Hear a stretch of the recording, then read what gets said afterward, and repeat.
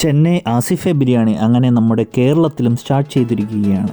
അതും നമ്മുടെ തിരുവനന്തപുരത്ത് തമ്പാനൂരാണ് നമ്മുടെ ആസിഫെ ബിരിയാണി സ്റ്റാർട്ട് ചെയ്തിരിക്കുന്നത്. നമ്മൾ പോയത് മട്ടൻ ബിരിയാണി കഴിക്കുവാനായിരുന്നു. പക്ഷേ മട്ടൻ ബിരിയാണി നമ്മൾ എത്തിയപ്പോഴേക്കും തീർന്നുപോയി. പിന്നെ നമ്മൾ ചിക്കൻ മുഗൾ ബിരിയാണി അങ്ങ് ഓർഡർ ചെയ്തു. 21 വർഷങ്ങൾക്ക് മുൻപ് ഒരു ഉന്തുവണ്ടിയിൽ ചെന്നൈയിൽ തുടങ്ങിയ ഒരു സ്ഥാപനമാണ് ചെന്നൈ ആസിഫെ ബിരിയാണി. ഇന്ന് അത് 70 കോടി രൂപയുടെ ബിസിനസ് നടക്കുന്ന ഒരു സംരംഭമായി മാറിയിരിക്കുകയാണ്.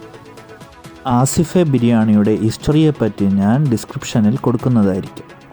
അങ്ങനെ നമ്മൾ ഓർഡർ ചെയ്ത ചിക്കൻ മുഗൾ ബിരിയാണി എത്തിയിരിക്കുകയാണ്.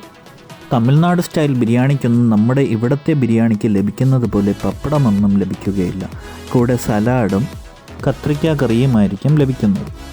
മാസ്റ്റർ സിനിമയിൽ വിജയ് സേതുപതി പറയുന്നത് പോലെ ലെഗ് പീസ് ബിരിയാണിയുടെ കൂടെ ലഭിക്കുന്നത് ലക്കാണ്. അതുപോലെ തന്നെ എനിക്ക് ആസിഫെ ബിരിയാണിയുടെ കൂടെ കിട്ടിയത് ലെഗ് പീസ് തന്നെയാണ്.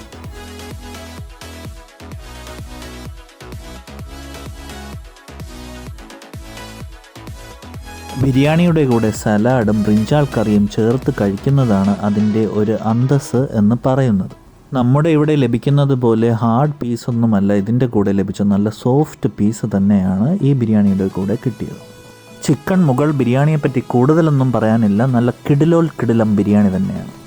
പിന്നെ ഒരു മട്ടൻ ചുക്കയും ഓർഡർ ചെയ്തു. മട്ടൻ ചുക്ക നമ്മൾ എക്സ്പെക്റ്റ് ചെയ്തതുപോലെ അത്ര നല്ല ഒരു ഡിഷായി തോന്നിയില്ല. പക്ഷേ നമ്മുടെ ചിക്കൻ മുഗൾ ബിരിയാണി സൂപ്പർ തന്നെയാണ്. കിടിലം. ഫുഡൊക്കെ കഴിച്ചു കഴിഞ്ഞപ്പോൾ റിവ്യൂ എഴുതാനായി ഒരു ബുക്ക് കൊണ്ടുവന്നു. അതിൽ റിവ്യൂ എഴുതിയതിന് ശേഷം നമ്മൾ അവിടെ നിന്നും ഇറങ്ങി. അപ്പോൾ എല്ലാവർക്കും നന്ദി, നമസ്കാരം.